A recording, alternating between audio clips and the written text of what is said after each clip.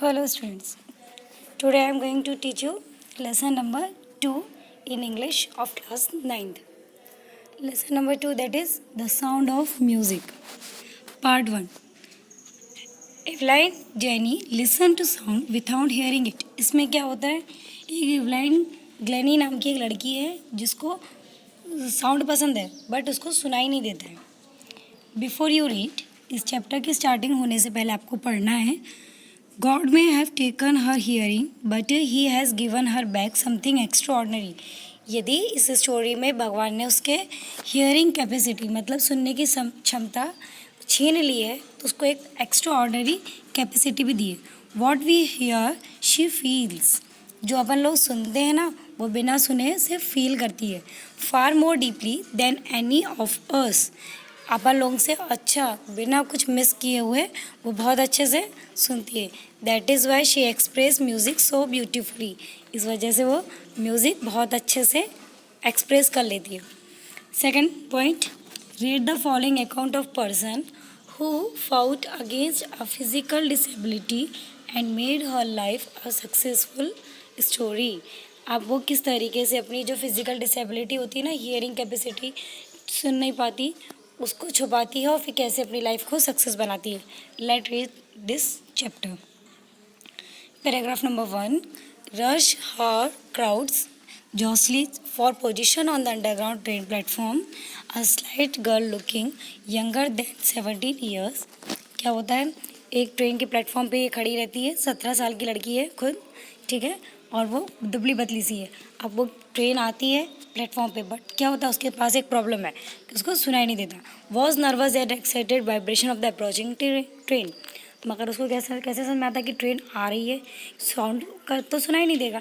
तो जो platform vibrate होता है ना जब ट्रेन आती है तो उस वाइब्रेशन से समझ जाती है कि ट्रेन मतलब प्लेटफॉर्म वाइब्रेट हो रहा है तो ट्रेन आने वाली है. It was her first day at the Prestige royal academy of music in London. उसको वहाँ पे जो प्रेस्टीज रॉयल एकेडमी है म्यूज़िक की लंदन में, वहाँ जाना है. उसका आज फर्स्ट डे है वहाँ पे, उसको वहाँ बुलाया है.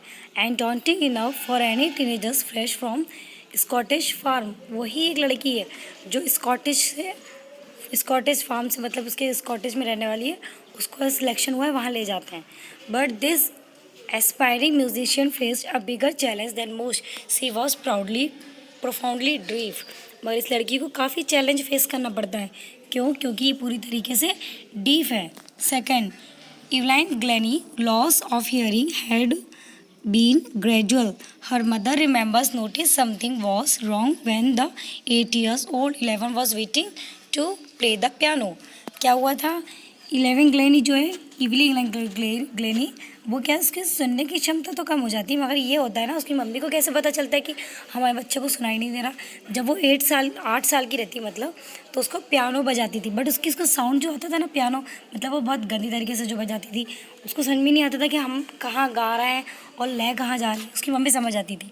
एक दिन क्या हुआ, Evelyn Glennie was waiting to play the piano. They call the name and she didn't move. अब स्टेज पे उसको बुलाया जाता है कि इवलाइन तुम आओ और पियानो प्ले करो. स्टेज में उसका नाम प्रोनाउंस होता जा रहा है और वो वहीं बैठी है, बट उसको बिल्कुल मूव नहीं हुई वहाँ से. I suddenly realise she hadn't heard. तब मम्मी को उसको पता चलता है कि उसको कुछ भी सुनाई नहीं दे रहा है, वो अपने काम में ही बिजी है. शे इज़बेल ग्लेनी कौन है, उसकी मम्मी का नाम. For quite a while Evelyn manage to conceal her growing deafness from friends and teacher. लेकिन आज तक की वो लड़की ने अपनी डीफनेस मतलब जो सुनाई नहीं दे रहा उसको फ्रेंड्स और टीचर से बहुत छुपा के रखा है. But by the time she was 11 her mask had deteriorated and her head administrator urged his parents to take her to a specialist. लेकिन कैसे समझ में आ रहा है टीचर को और उसके फ्रेंड्स को, क्योंकि उसके दिन ब दिन क्या हो रहा है, मार्क्स कम होते जा रहे हैं. मार्क्स कम होने का रीज़न क्या है, क्लास में जो एक्सप्लेनेशन हो रहा है उसको कुछ सुनाई नहीं दे रहा है. इस वजह से क्या होता है कि वो परसेंटेज उसके मार्क्स कम होते जा रहे हैं. अब वो 11 ईयर्स की है, धीरे धीरे पढ़ाई में कॉन्सेंट्रेट नहीं कर रही. तो उसके पेरेंट्स ने कहा, स्कूल के हेडमिनिस्टर ने मतलब जो मैडम होती प्रिंसिपल, उनने कहा कि जाओ अपनी बच्ची को किसी स्पेशलिस्ट को दिखाइए. It was discovered that hearing was several impaired the result of gradually nerve damage. उसको ऐसा लगता है कि वो तो सुधर जाती है लेकिन नर्व डैमेज होने के चक्कर में ऐसा हो गया है. They were advised that she would be fitted उसको ऐसा बताया जाता है कि आपके डैमेज्ड नर्वस जो सिस्टम है वो ख़राब हो चुका है। They were advice that she should be fitted with hearing aids, इसलिए डॉक्टर क्या एडवाइस करते हैं कि तुमको हियरिंग एड्स यूज़ करना चाहिए, मतलब जो कान में मशीन लगाते हैं ना वो यूज़ करने की सलाह देता है। And send school for a deaf, otherwise आप क्या करो, अपनी बच्ची को डीफ जो स्कूल होते हैं वहाँ पे भेज दो। Every thing suddenly looked back says Evelyn, Evelyn के लिए ज़िंदगी में क्या लगता है जैसे कि वो बहुत पीछे चली गई है। इस तरीके से वो अपने आप को फील करती है कि मुझे हियरिंग एड्स लगाना पड़ेगा और मुझे डीफ स्कूल में भेजा जा रहा है। Paragraph number 3, but Evelyn was not going to give up. She was determined to lead a normal life and pursue her interest in music. लेकिन उसकी मम्मी पापा तो बहुत टेंशन में थे, मगर जो इवलाइन थी उसको खुद में ना इतनी कॉन्फिडेंस था, डिटर्मिनेशन था कि वो अपने तब भी इतना सब कुछ सुनने का नॉर्मल लाइफ बिहेव करती थी। उसको ऐसा लगता ही नहीं था कि मेरे साथ कुछ मैं फिजिकल डिफेक्ट हूँ, लेकिन उसका जो म्यूज़िक में इंटरेस्ट था वो कंटिन्यू रहा। One day she noticed a girl playing a xylophone and decided she was wanted to play. जब वो स्कूल जाती है, कौन से डीफ स्कूल में पहुँचा दिया गया उसको, है ना, अपने मम्मी पापा से दूर सॉरी। तो क्या होता है, वो एक दिन देखती है कि एक लड़की ज़ैनोफोन प्ले कर रही है, ठीक है, तो वो भी कहती है कि मुझे भी प्ले करना है।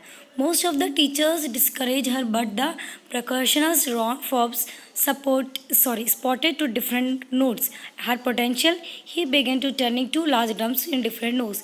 सब टीचर तो उसको मना कर देते थे, लेकिन सिर्फ एक वहाँ पे ऐसा था जिसने उसका थोड़े इसकी पोटेंशियल को देखकर, उसकी स्ट्रेंथ जो है, मतलब दृढ़ क्षमता जिसे बोल सकते हैं, वो देख कर देखा कि चलो एक काम करते हैं, दो बड़े बड़े ड्रम लेकर आते हैं, उसके नोट्स चेंज कर देते हैं। वो don't listen through your ears, वो कहती है तुमको तुम्हारे कान से नहीं सुनाई देता ना, तो इसकी बीट आप उस तरीके से मत सुनना। He would say trying to sense it some other way, तुम क्या करोगी, सिर्फ ड्रम बजाओगी, उसके नोट्स का पॉइंट्स मैंने चेंज कर दिया है, इसको सिर्फ तुम्हें फील करना है, इस साउंड को सिर्फ तुम्हें फील करना है, ठीक है।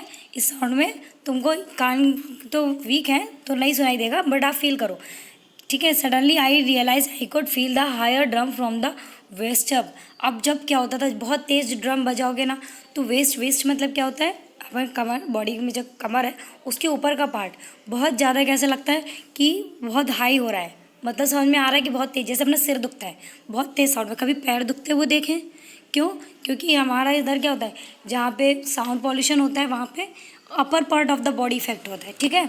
And lower from the waist down, और यदि वो साउंड स्लो होता है तो कभी सिर नहीं दुखता है और पैरों की बीट आती है, समझ में आया, मतलब इंजॉयमेंट होता है, तो वो बॉडी के लोअर पार्ट में आपको इफेक्ट समझ में आता है।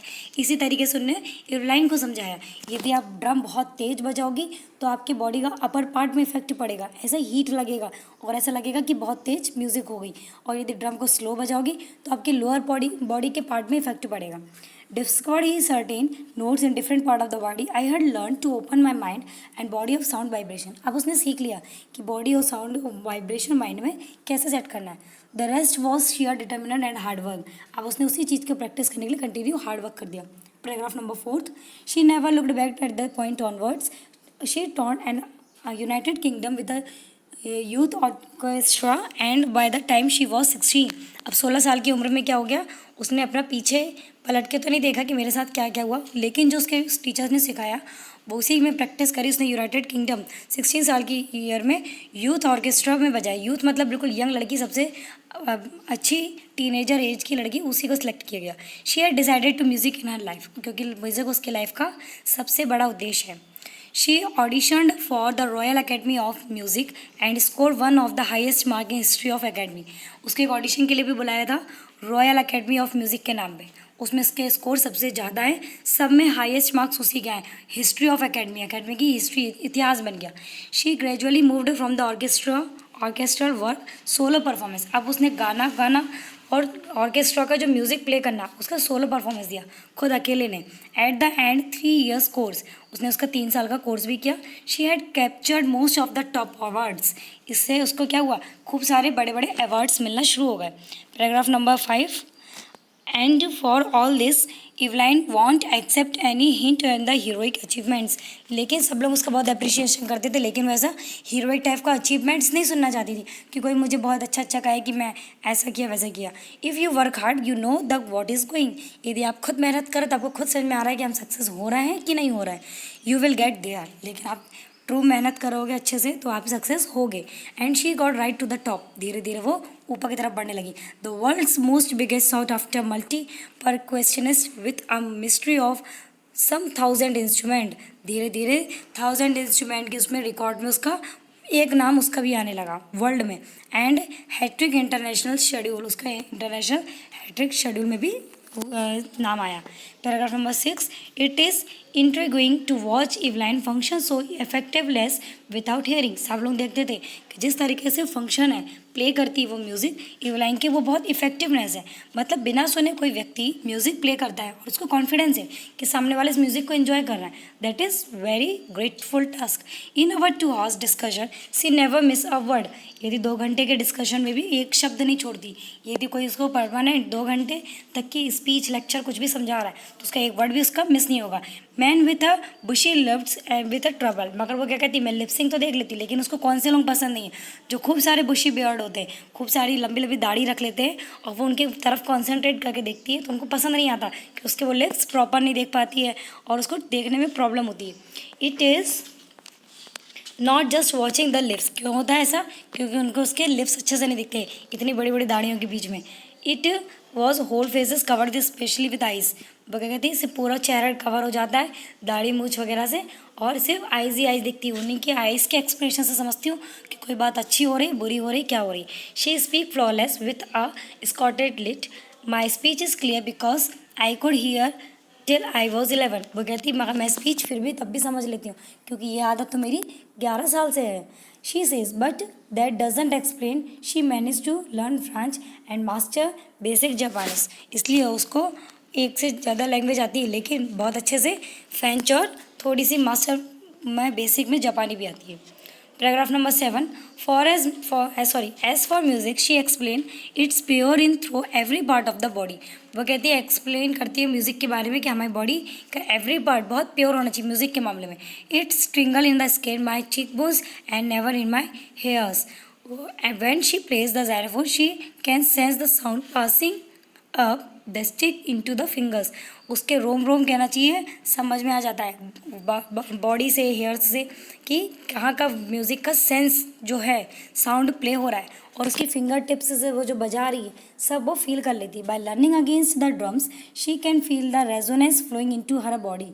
जैसे ड्रम बजाती है उसको अपनी बॉडी में क्या दिखता है कि रेजोनेंस फ्लो हो रहा है पूरी तरीके से. जिस तरीके से म्यूज़िक कभी प्ले किया आप लोग ने, जब प्ले करते हैं ना तो ऑटोमेटिक ऐसा लगता है कि अंदर से हल्की सी गर्माहट और रेजोनेंस फील होना शुरू हो जाता है कि म्यूज़िक प्ले करने वाले को समझाता है.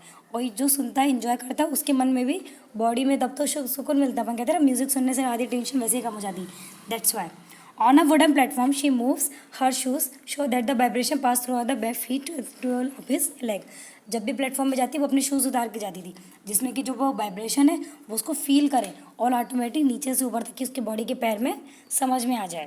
Paragraph number 8.